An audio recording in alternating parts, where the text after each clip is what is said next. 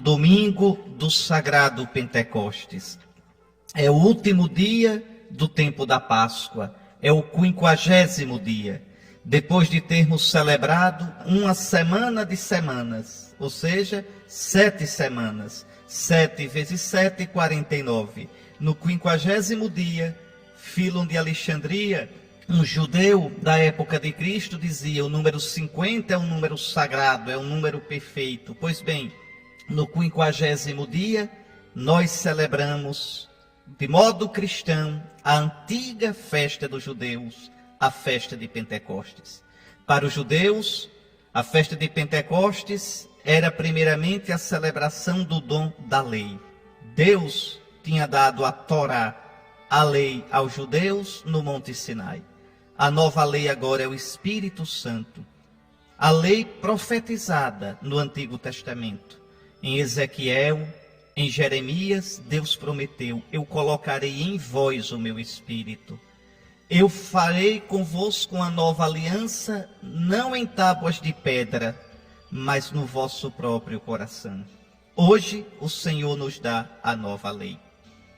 Pentecostes era para os judeus também a festa das primícias. Celebrava-se Pentecostes no tempo da colheita da cevada. Celebrava-se Pentecostes com pães de cevada.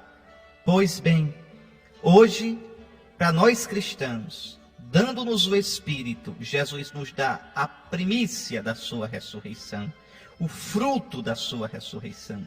Ele morreu e ressuscitou para nos dar o Espírito Santo. É o Espírito de Cristo a nova lei, a lei do amor, o amor de Deus, que é o Espírito Santo derramado sobre nós.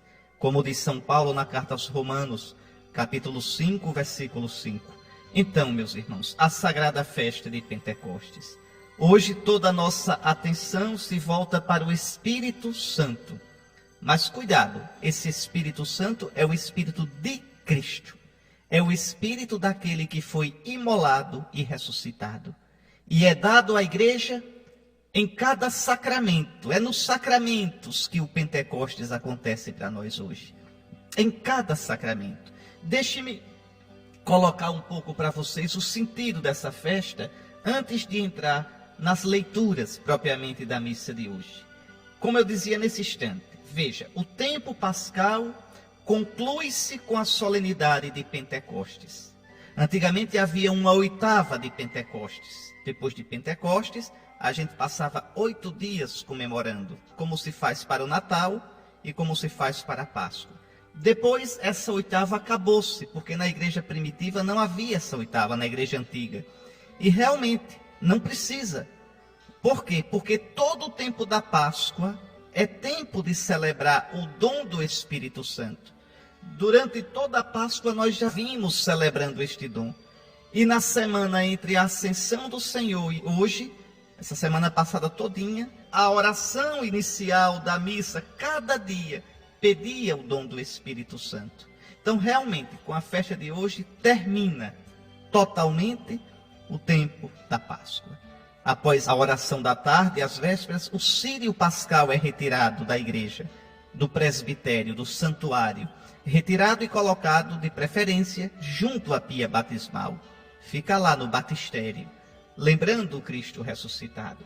Então, hoje, conclui-se o tempo da Páscoa, com esta celebração do Espírito Santo, dom que o Cristo morto e ressuscitado faz à sua igreja.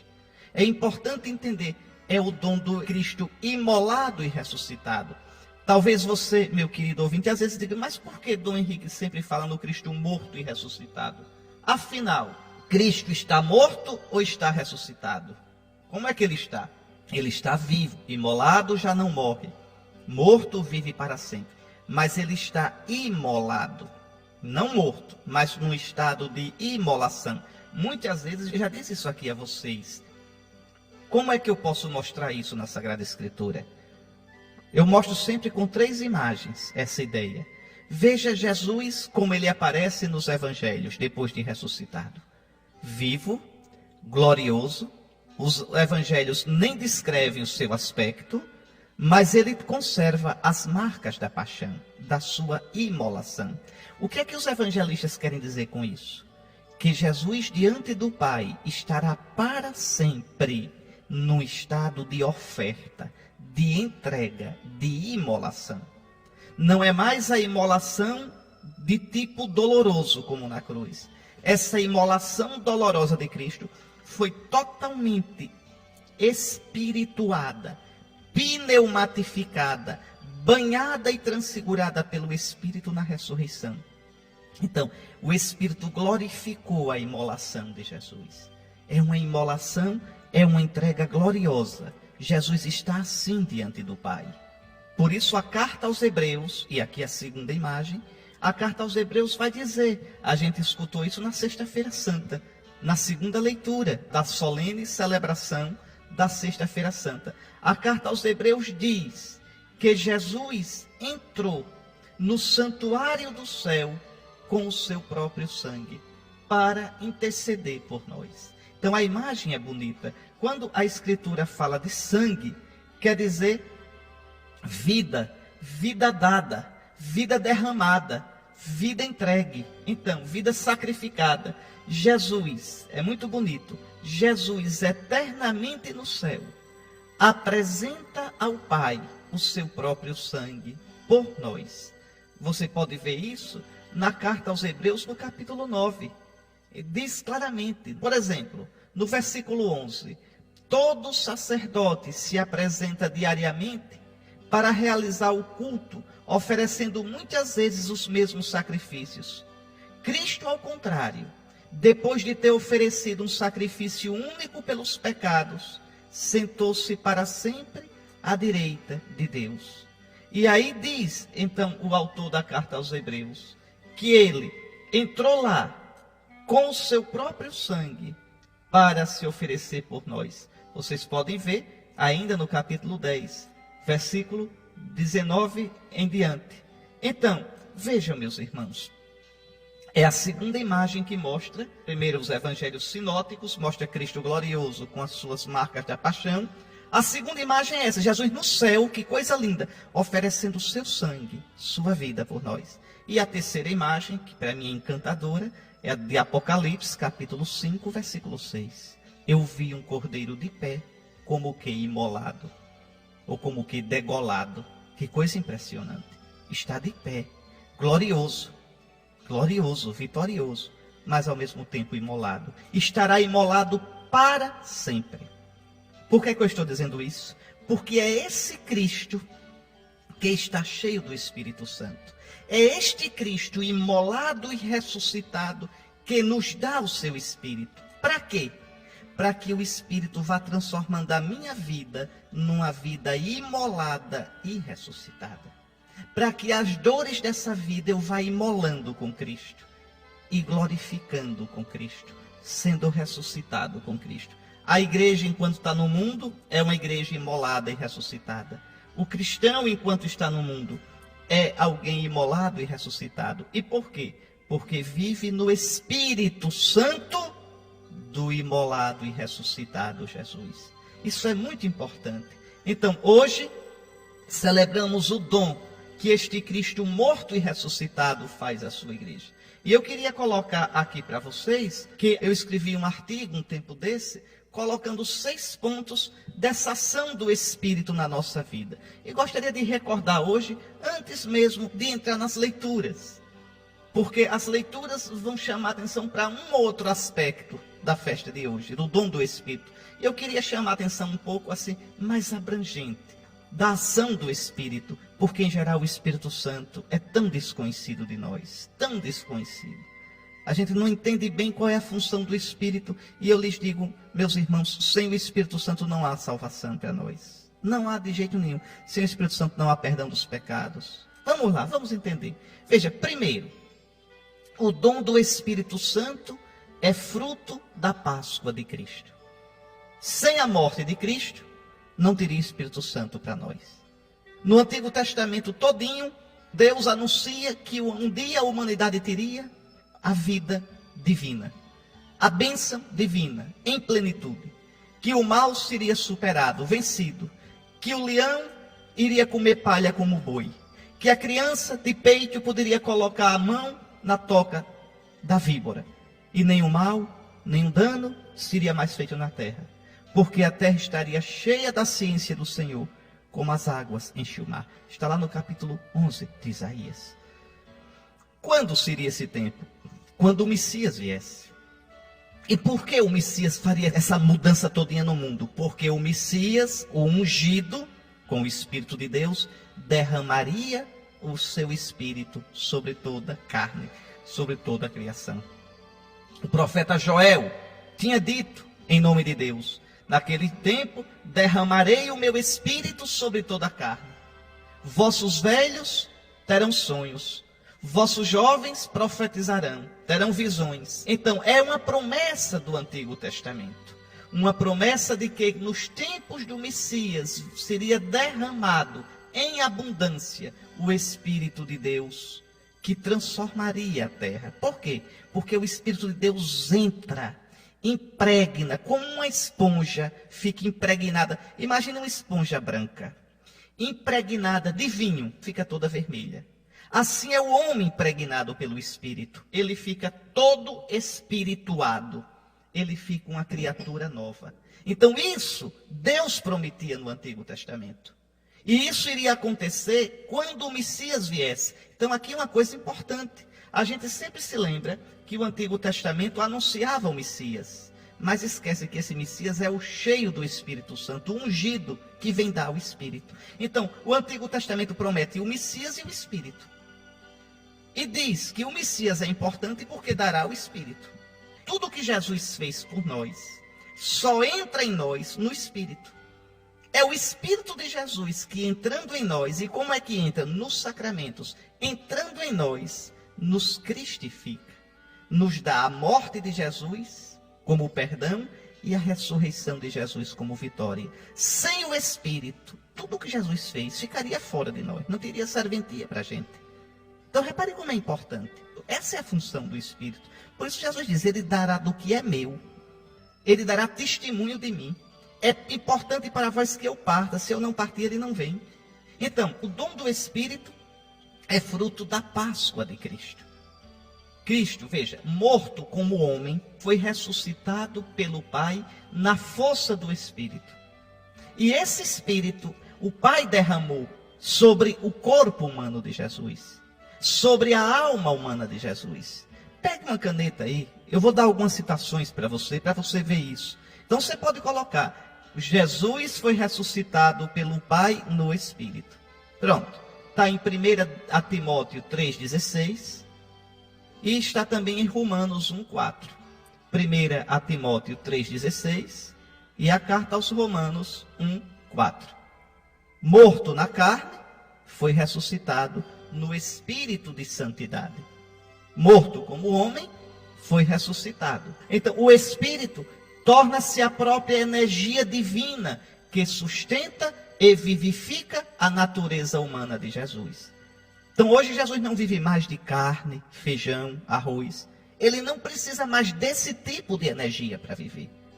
A energia que energiza, a energia que vivifica a humanidade de Jesus. Jesus como Deus é Deus e acabou. Eu estou falando aqui em Jesus na natureza humana igual a nós. Porque é pela natureza humana que a salvação entra para os humanos. A brecha, o buraco de fechadura pelo qual a salvação entra é a bendita humanidade do nosso Salvador. Porque ela é que é cheia do Espírito e nos contamina a humanidade toda. Compreenda. Então o Espírito torna-se agora a própria energia divina que sustenta e vivifica a natureza humana de Jesus. De tal modo que São Paulo chega a dizer que o Senhor Jesus é Espírito. Você pode dizer, não, Jesus não é Espírito não, Espírito é o Espírito Santo. Isso.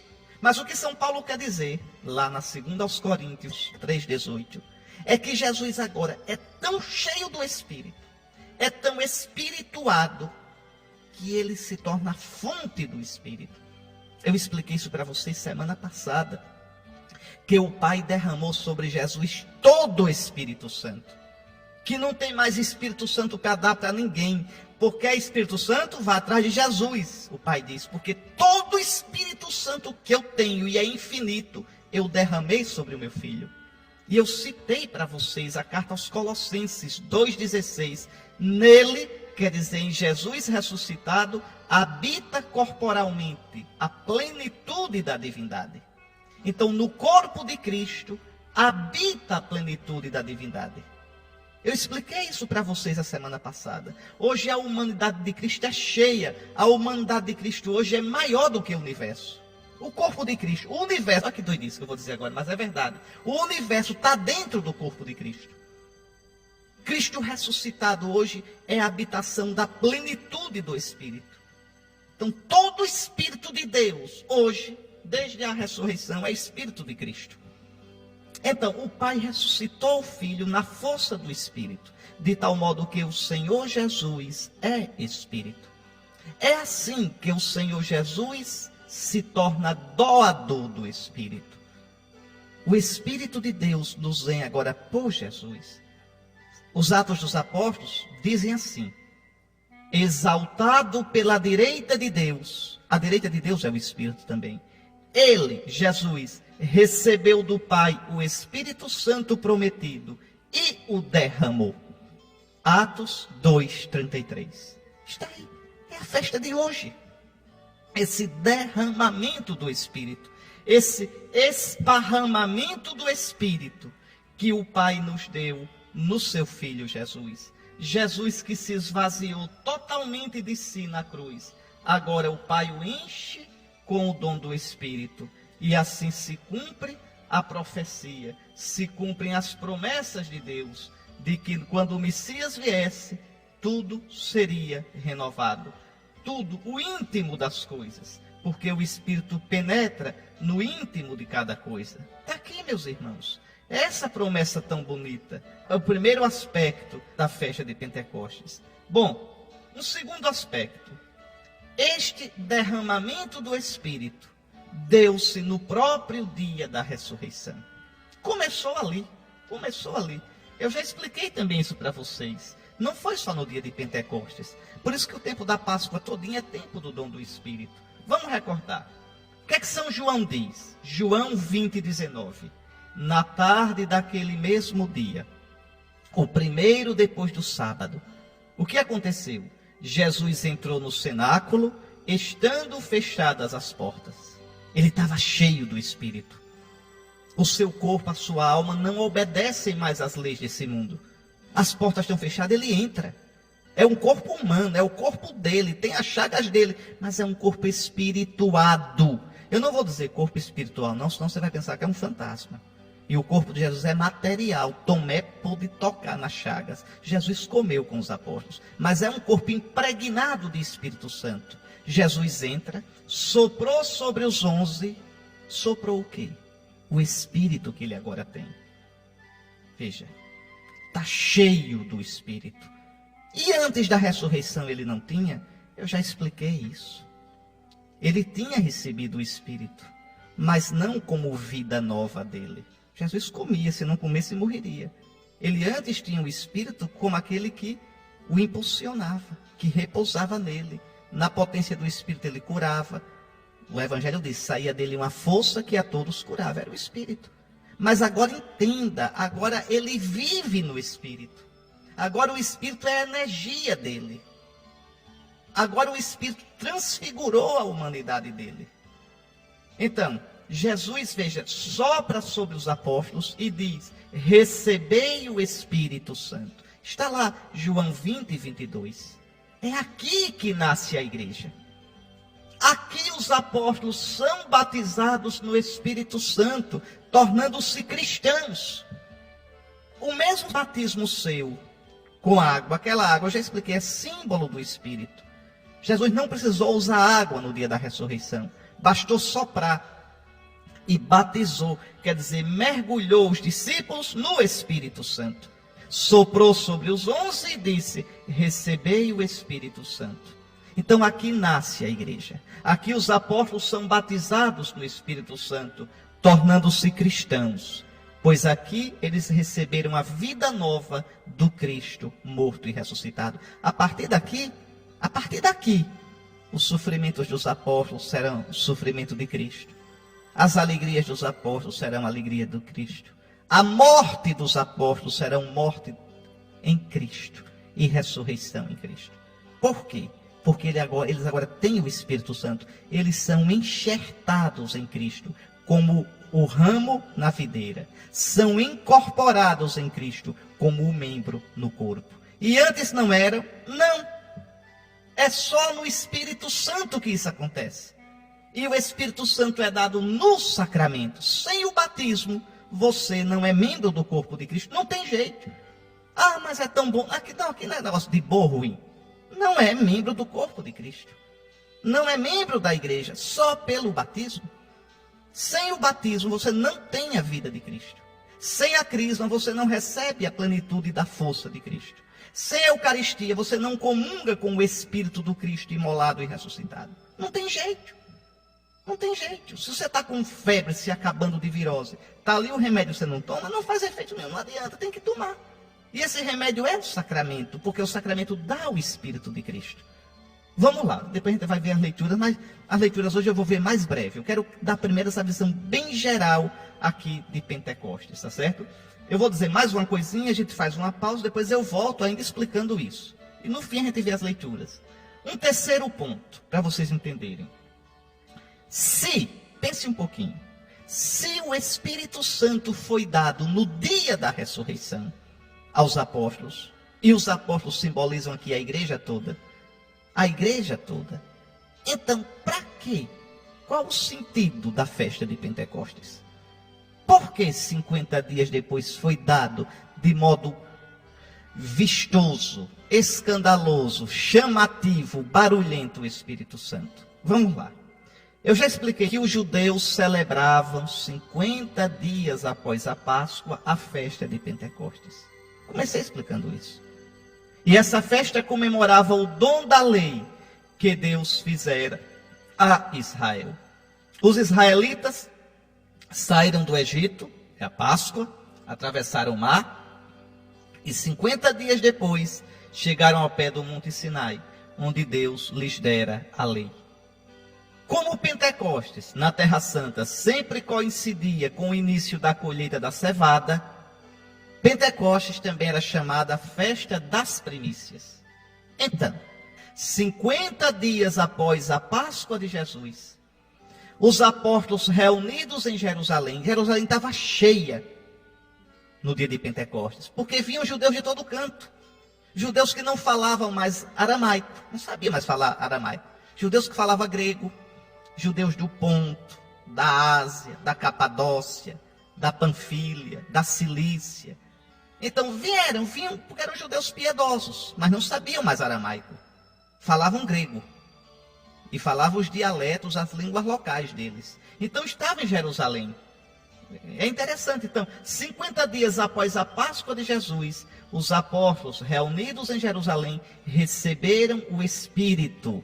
Agora, diferente do dia da ressurreição. O dia da ressurreição foi de um modo silencioso. Jesus soprou e disse, recebeu o Espírito Santo. Agora é de um modo vistoso, barulhento, com fenômenos exteriores.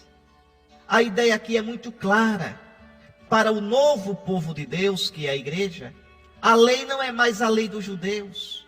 A lei agora é o Espírito de amor que Jesus derramou nos nossos corações e que habita em nós. São Paulo vai dizer, olha a sua Bíblia, em Romanos 5, versículo 5.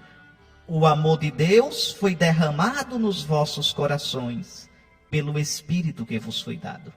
Jesus não disse, eu vos dou um novo mandamento. Amai-vos como eu amei. Quer dizer, amai-vos entrando no meu amor. Amai-vos com o meu amor. Como é que eu posso amar com o amor de Jesus até dar a vida? Só no Espírito.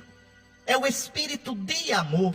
Olha, a carta aos Hebreus diz que Jesus se ofereceu na cruz. E a maior prova de amor foi essa, dar a vida na cruz. Não há maior prova de amor que dar a vida. Como é que Jesus deu a vida? A carta aos Hebreus diz, ele se ofereceu por nós ao Pai no Espírito eterno. O fogo que queimou Jesus na cruz foi o Espírito Santo. Na cruz, O Filho se oferece ao Pai na força do Espírito Santo, no fogo do Espírito Santo. Então, esse Espírito é que nos impele a amar como Jesus mandou. Por isso São Paulo vai dizer, o amor de Deus foi derramado nos nossos corações, pelo Espírito que nos foi dado. Essa citação, que Jesus se ofereceu ao Pai no Espírito Eterno, pode olhar, anote na sua Bíblia. Hebreus 9, versículo 14. A segunda parte do versículo 14. Em virtude do Espírito Eterno, Cristo se ofereceu a si mesmo a Deus como vítima sem mancha. Então, é na força do Espírito que Cristo ama até o fim. Ele diz, amai-vos como eu vos amei. Impossível para a gente. Impossível. A gente só pode amar assim se o Espírito de Cristo agir em nós. Amai-vos como eu amei, quer dizer, amai-vos no meu Espírito. Deixai que o meu Espírito ame em vós. É isso. Então, hoje, de um modo barulhento, né, os discípulos recebem o Espírito como nova lei. É a lei do amor. O amor que Jesus nos deu como mandamento não é um sentimento, é o seu próprio Espírito, no qual unicamente podemos nos amar como Ele amou. É este amor que é a plenitude da lei. Interessante que São Paulo diz, Romanos capítulo 13, versículos 8 e 10. São Paulo diz, o amor é a plenitude da lei.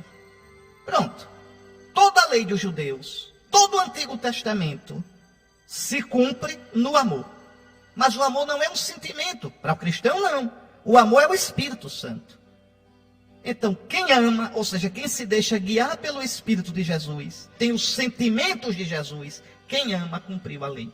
Repare como é bonito. Uma coisa que eu acho encantadora, viu, meu irmão, no cristianismo, é que não tem conversa fiada. A coisa é bem amarradinha, bem coerente.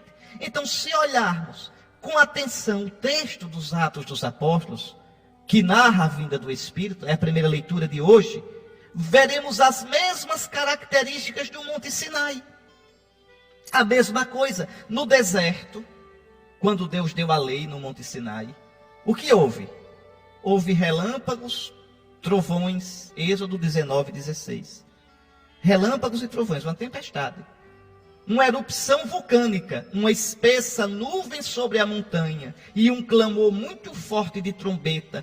Toda a montanha do Sinai fumegava e sua fumaça subiu como a fumaça de uma fornalha. Êxodo 19, 16 e 18. E um terremoto. Toda a montanha tremia violentamente. Êxodo 19, 18. Você tem as três principais forças de natureza.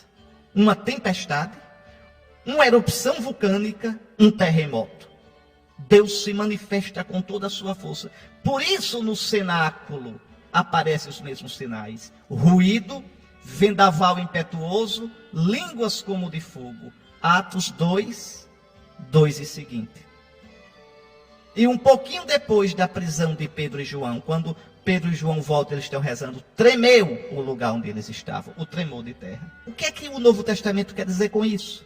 Que o cenáculo se torna o novo Sinai. E que a gente recebeu o novo povo, que é a igreja, recebeu a nova lei, que é o Espírito de Cristo. Pronto. Quem vive no Espírito de Cristo ama, até dá a vida pelo irmão, por causa de Jesus e com Jesus. Porque tem os mesmos sentimentos de Jesus. Então a igreja, fruto da ação do Espírito do ressuscitado, é também primícias da colheita de tudo quanto Jesus realizou na sua Páscoa. Você está vendo como é bonito, meus irmãos? Então, eu estou comentando com vocês o sentido teológico de Pentecostes. Já vimos alguns aspectos e vamos continuar. Eu perguntava a vocês, que sentido tem Jesus ter dado o Espírito Santo na tarde da ressurreição, lá no cenáculo, e dar de novo o Espírito em Pentecostes? Vamos articular, vamos arrumar esse dom do Espírito dado no dia da ressurreição, está lá em João 20, 19, com o dom do Espírito dado em Pentecostes, no capítulo 2 dos Atos dos Apóstolos. A gente pode dizer o seguinte: o dom do Espírito, como está lá no Evangelho de João, no dia da ressurreição, equivale ao nosso batismo, quando recebemos no símbolo da água o espírito de vida do Cristo ressuscitado. Eu já expliquei também a você, meu irmão, outras vezes. O cristão não é batizado nas águas. Batismo nas águas é do João Batista. O cristão é batizado no Espírito Santo. Há um só batismo, o batismo no Espírito Santo. São Paulo vai dizer na segunda leitura de hoje, que todos fomos batizados num só Espírito, para formarmos um só corpo de Cristo, que é a igreja. Então, há um só batismo. Veja, nesse batismo de Cristo, a gente recebe o Espírito Santo no símbolo da água. A água do nosso batismo é símbolo do Espírito. Eu já disse muitas vezes isso a vocês. É importantíssimo nesse sentido aquela citação, aquele texto de João, capítulo 7. João 7, versículo 37, quando Jesus diz: se alguém tem sede, venha a mim e beba. Se alguém tem sede, venha a mim e beba quem crê em mim. Porque conforme diz a Escritura, do seu seio, do seu interior, do interior do Messias, correrão rios de água viva. Está aí, João 7, versículos 37 e 38. Imagine Jesus de braços abertos, dizendo: olhe, quem tem sede, sede de vida, sede de eternidade, sede de sentido para a sua existência, sede de Deus, venha a mim, beba, porque está escrito na Escritura: do meu seio, do seio do Messias, correrão rios de água viva. Aí, que água é essa? Jesus tinha falado dessa água para a samaritana. Ô mulher, quem vier beber do poço de Jacó vai ter sede ainda, mas quem beber da água que eu der, mulher, eu sou o novo poço. O poço de Jacó é o meu coração. Do meu coração ferido vai sair água para sempre. Eu estarei de pé diante do Pai, imolado, a água correndo para a igreja toda. É só pegar nos sacramentos. E que água é essa? Aí João explica. Está no versículo 39. Depois que Jesus disse: se alguém tem sede, venha a mim e beba, porque do meu seio correrão rios de água viva. Versículo 38. No 39, João, o evangelista João explica. Ele disse isso falando do Espírito que haviam de receber os que acreditassem nele. Pois não havia ainda o Espírito, quer dizer, não havia ainda a efusão do Espírito, porque Jesus ainda não fora glorificado. Está aí, é belíssimo. Então, na sua morte e ressurreição, Jesus nos dá o Espírito. Naquele dia, lá no cenáculo, no dia da ressurreição, os apóstolos são batizados, recebem o sacramento do batismo, quando Jesus soprou sobre eles: recebei o Espírito Santo. Isso que aconteceu com os apóstolos, acontece conosco, no símbolo da água, quando a gente é batizado. Então, ao ser batizado com a água, a gente recebe o Espírito Santo, Espírito de vida de Cristo ressuscitado. Então, nele, recebemos uma vida nova, que germina, vai crescendo em nós até a glória eterna. Até a glória eterna. E Pentecostes? Aí já é diferente. O dom do Espírito em Pentecostes equivale à experiência de cada cristão no sacramento da crisma, quando nos é dado o Espírito de força para o testemunho de Jesus e a edificação do corpo de Cristo, que é a igreja. Então, naquele dom do Espírito no cenáculo, no dia da ressurreição, os apóstolos receberam o Espírito como vida. Agora, em Pentecostes, recebem o Espírito como força. É interessante que os apóstolos, no dia da ressurreição, mesmo recebendo o Espírito, continuam com medo. Mesmo recebendo o Espírito, não pregaram ainda, não vão pregar. É em Pentecostes, quando recebem o Espírito como força, que abrem as portas e que Pedro, pela primeira vez, anuncia Jesus. Pedro e os outros apóstolos. Como ainda hoje o Papa e os bispos anunciam Jesus na força desse mesmo Espírito. Então, agora com a manifestação do cenáculo, a igreja abre as portas e começa a sair de si, lançando-se nas estradas do mundo para testemunhar Jesus, se fazendo como comunidade dos discípulos daquele Jesus que morreu e ressuscitou. Está aí, meus irmãos. É essa beleza, como é bonita a nossa fé. Quando você é batizado, você fez a mesma experiência dos discípulos no cenáculo, no dia da ressurreição. Quando você é crismado, você recebe o Espírito como força, como os apóstolos no dia de hoje, no dia de Pentecostes. Vamos adiantar um pouco, vamos mais adiante. Na solenidade de Pentecostes, é isto que celebramos. O dom do Espírito que é dado à igreja continuamente na pregação da palavra e, sobretudo, nos sacramentos, de modo especialíssimo no batismo e na Eucaristia. É interessante que na segunda leitura de hoje, São Paulo vai dizer que nós fomos batizados no único Espírito para formarmos um único corpo. A gente é batizado para formar o corpo de Cristo e a gente vai se tornando o corpo de Cristo comungando na Eucaristia. Você pode ver isso na primeira carta aos Coríntios, no capítulo 12, versículo 13. E todos nós bebemos de um único Espírito, porque o Espírito é simbolizado pela água, a água do seu batismo. Então, o dom do Espírito é dado à igreja continuamente, na pregação da palavra e, sobretudo, nos sacramentos, de modo particular, no batismo e na Eucaristia.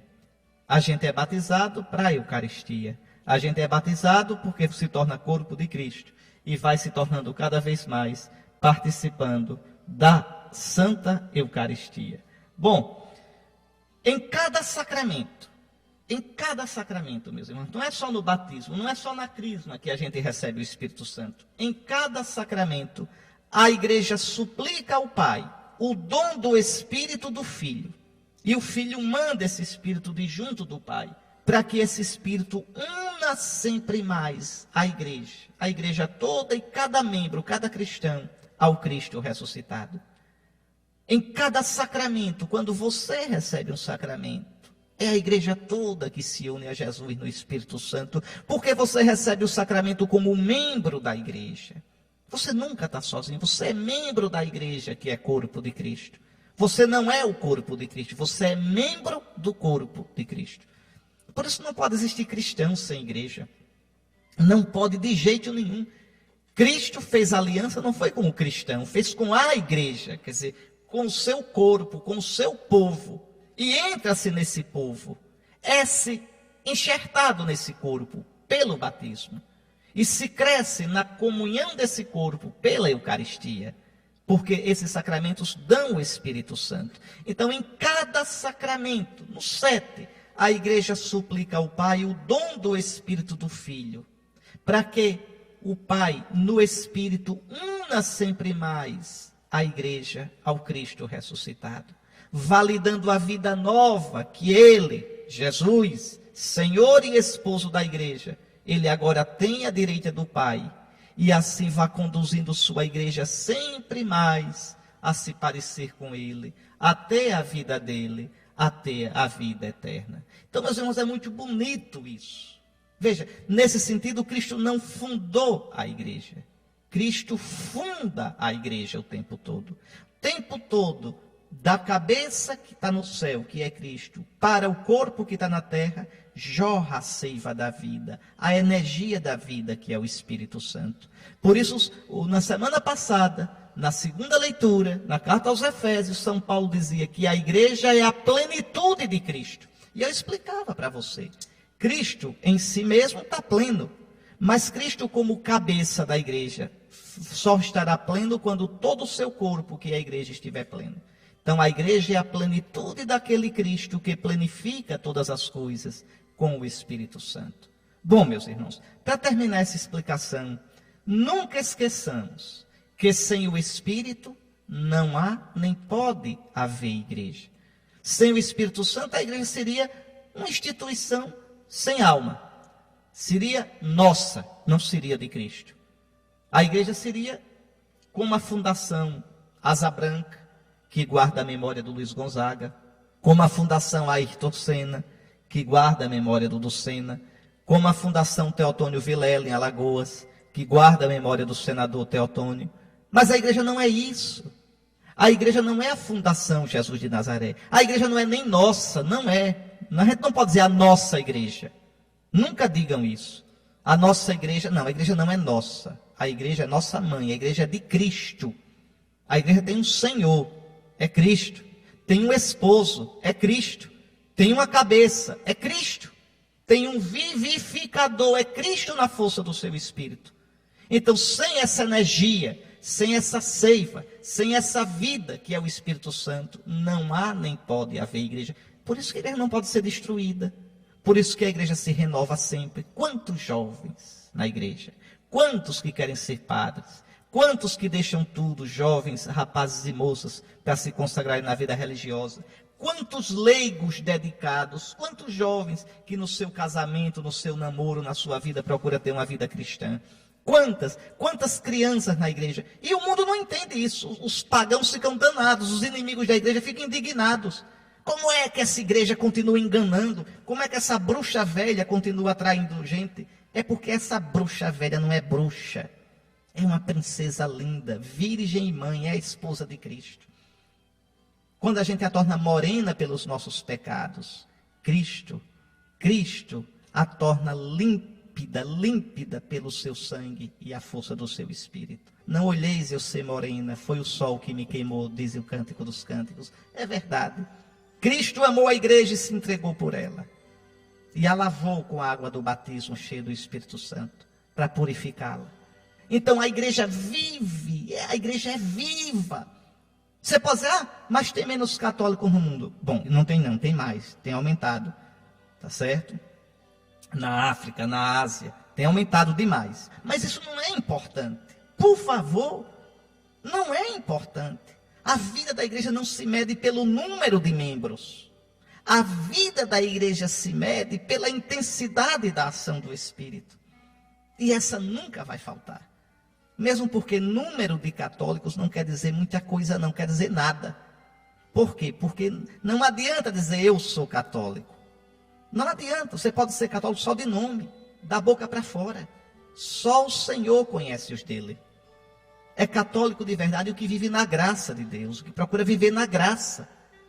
São Tomás de Aquino, Santo Agostinho insistiam muito nisso. Pois bem, somente no Espírito a vida do Cristo permanece e é continuamente renovada na igreja, comunidade dos discípulos. Somente no Espírito Santo é possível a gente viver em Cristo, a gente fazer o bem por amor de Cristo. Por isso eu dizia, você não pode cumprir o mandamento de Cristo, amai como eu vos amei, sem o amor de Cristo, que é o Espírito Santo. Vou repetir, Romanos 5:5. O amor de Deus foi derramado, como água do batismo, foi derramado no nosso coração, pelo Espírito que nos foi dado. Está aí, somente no Espírito o Evangelho pode ser anunciado como boa nova, e não como letra morta e preceito exterior e opressor. Vamos lá. Pregar o Evangelho sem o Espírito Santo. O que é o Evangelho? Marketing. Pronto, é vender um produto. Pregar o Evangelho sem o Espírito Santo. Como é que ele aparece? Como um monte de norma chata. Um bocado de exemplo de Cristo bonito, mas chato de colocar em prática. Com o Espírito Santo, o Evangelho é doçura, é força de Deus.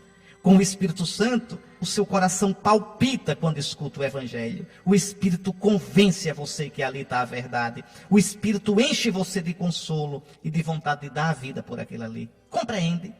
Externamente parece a mesma coisa, com o Espírito ou sem o Espírito. Internamente muda tudo. É no Espírito Santo que a vida do Cristo não somente está no nosso meio, mas dentro de nós, no nosso interior, inspirando-nos para o bem, dando-nos força contra o mal, plasmando em nós os sentimentos de Cristo e nos preparando para a vida eterna. Por que é que você consegue rezar a Jesus? Por que é que você tem a convicção, que não é só de cabeça, é de coração, de que Jesus está vivo e é o Senhor? Porque recebeu o Espírito Santo de Cristo. Sem isso é impossível. Por que é que você escuta Jesus falando à sua consciência, ao seu coração? Por causa do Espírito Santo. Então, é somente no Espírito a comunidade cristã, a igreja, pode se manter unida na verdadeira fé, ligada no mesmo amor, sem contudo sufocar as diversidades de cultura, de pessoa, de temperamento. Isso é muito bonito. Por exemplo, como é que a gente sabe de certeza que a Igreja Católica não traiu a fé apostólica? Como é que a gente sabe? Vamos pegar aqui um livro, as doutrinas da igreja todinha e conferir lá na Bíblia. Besteira, doidice. Não é assim. A gente sabe de certeza por quê? Porque Cristo prometeu que a igreja seria viva, ia se desenvolver na doutrina. Mas esse desenvolvimento era no seu espírito.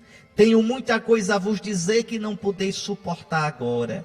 Quando vier o Espírito da verdade, ele vos ensinará todas as coisas, porque vos falará do que é meu, tomará do que é meu e vos anunciará.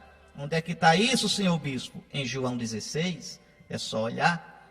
Então vejam, é por isso que a gente sabe que a doutrina da igreja, a doutrina católica, guarda 100% fielmente a doutrina que Cristo e os apóstolos ensinaram. Porque o Espírito impede que a igreja se desvie da verdade da fé, da verdade da doutrina.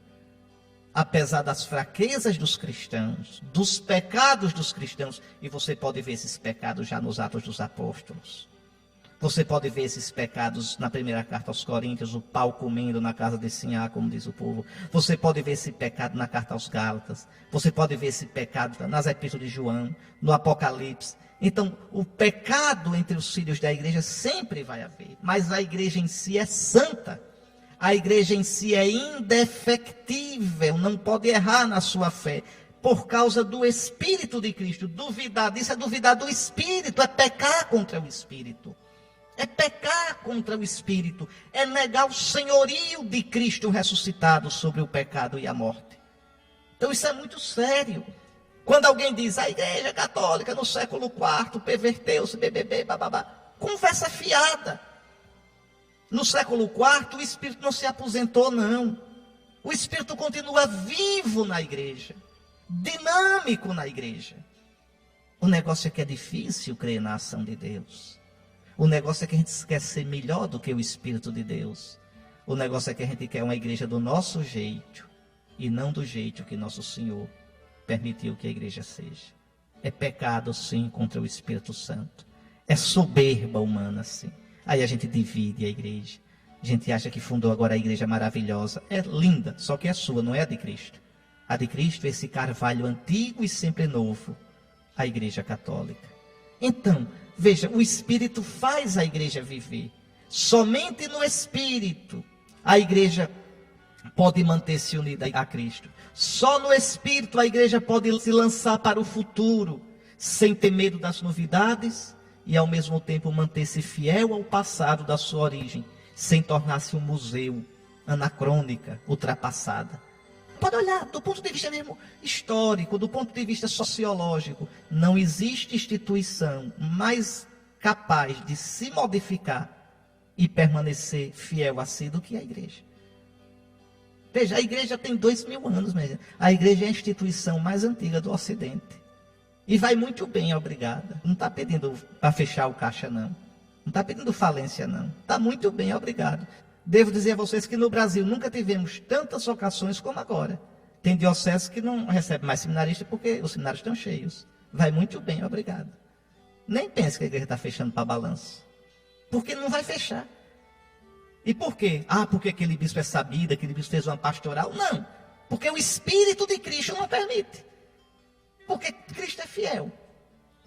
Porque aquele padre faz um rodopio novo, em vez de rodopiar de um lado, rodopiar. Não, não é nada disso. Não é nada disso. É porque o Espírito de Cristo atrai. Ninguém pode vir a mim se o Pai que me enviou não atrair. E atrai no Espírito Santo. Entendam isso. Entenda, é o Espírito que mantém a fé na igreja, que sustenta. É por tudo isso que o Espírito foi chamado pelos santos padres da igreja. Santos padres aqui não são os papas, não. São os grandes doutores, logo depois dos apóstolos. De alma da igreja. Ele a vivifica, a mantém unida, a faz crescer, a conduz à plenitude. É também por isso que a igreja é real e verdadeiramente templo do Espírito. O Espírito habita nela, repousa nela, permanecerá sempre nela, até transfigurá-la totalmente no final dos tempos, quando então ela será plenamente aquilo que já é aqui, corpo de Cristo glorioso, povo de Deus Pai, templo do Espírito para sempre. Então, meus irmãos, a festa de Pentecostes tem esses significados todinhos. A festa de Pentecostes a gente sabe que não está só, que Cristo continua conosco na força do seu Espírito. Então está aí, meus irmãos, eu já expliquei isso, né? São Lucas mostra nos Atos dos Apóstolos como acontece no cenáculo aquilo que aconteceu no Monte Sinai. Línguas de fogo, um barulho, um estrondo. Mais para frente, São Lucas vai dizer nos Atos que também o lugar tremeu. É o Espírito de Cristo. O Espírito como nova lei. A lei do amor, que é derramado sobre a igreja, como foi dada a lei ao antigo Israel. Ficaram todos cheios do Espírito Santo e começaram a falar em outras línguas, conforme o Espírito os ensinava. É muito bonito, é interessante, veja, porque tem o Espírito, a igreja consegue falar de um jeito que todos entendam. Que cada um, no seu modo de viver, na sua situação, na sua língua materna, possa entender. Santo Antônio, pregando sobre Pentecostes, dizia que a igreja, na força do Espírito, faz com que a igreja fale todas as línguas, a língua do amor, a língua de todos os dons, a língua de todos os serviços, da caridade. Então, é isso que significa, é tão bonito, né? E ali começa a missão da igreja. E na força do Espírito, Pedro, pela primeira vez, vai testemunhar Jesus. Vai dizer que Jesus, que os judeus mataram, ressuscitou. Está aí, meus irmãos. São Paulo está dizendo coisas importantíssimas. Ninguém pode crer em Jesus de verdade, ninguém pode dizer de verdade, Jesus é Senhor, sem o Espírito Santo.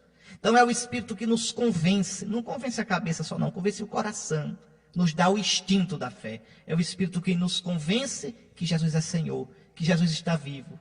E é o Espírito também quem suscita na igreja vida. Veja a diversidade de dons, de ministérios, de carismas, mas é sempre um Senhor só, Jesus, que no único Espírito faz o seu corpo crescer. Por isso São Paulo termina dizendo, fomos todos batizados num único Espírito, para formarmos um só corpo.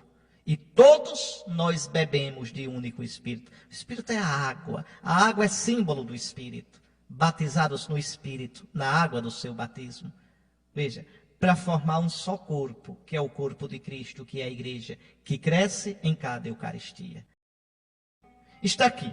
Esse evangelho eu já expliquei no início do nosso programa. Jesus, no dia da ressurreição, entra no cenáculo e dá o Espírito aos apóstolos. Eu queria chamar a atenção aqui para vocês sobre alguns pontos importantes, bem rápido. Primeiro, olha, Jesus entra e diz, a paz esteja convosco. E mostra as mãos e o lado. Por que ele faz isso? Porque ele mostra as chagas. É o profeta Isaías. O castigo que nos dá a paz caiu sobre ele. Pelas suas chagas nós somos curados. Jesus dá a paz e mostra o preço da paz. Foi o seu sangue, foram as suas chagas. Muito bem.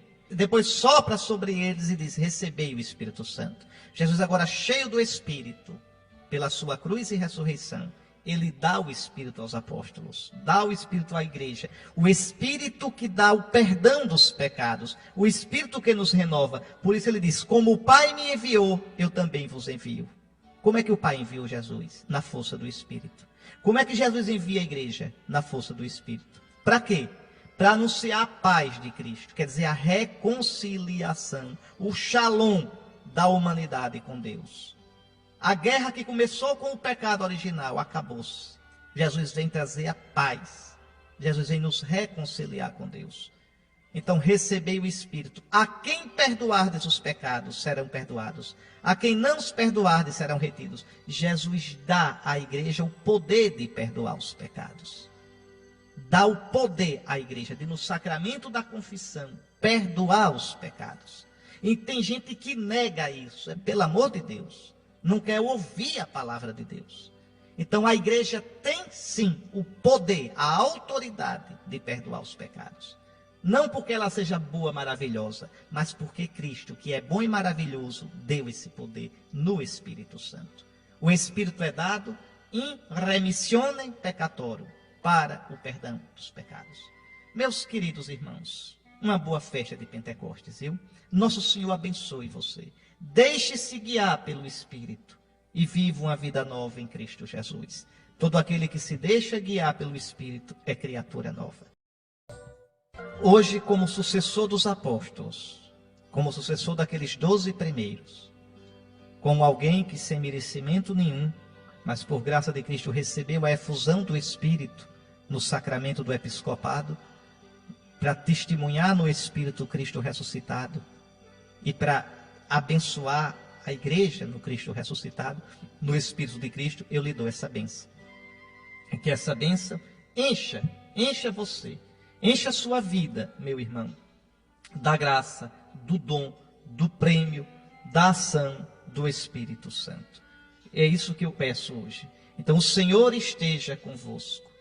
Deus, o Pai das luzes, que hoje iluminou os corações dos discípulos, derramando sobre eles o Espírito Santo, vos conceda a alegria de sua bênção e a plenitude dos dons do mesmo Espírito.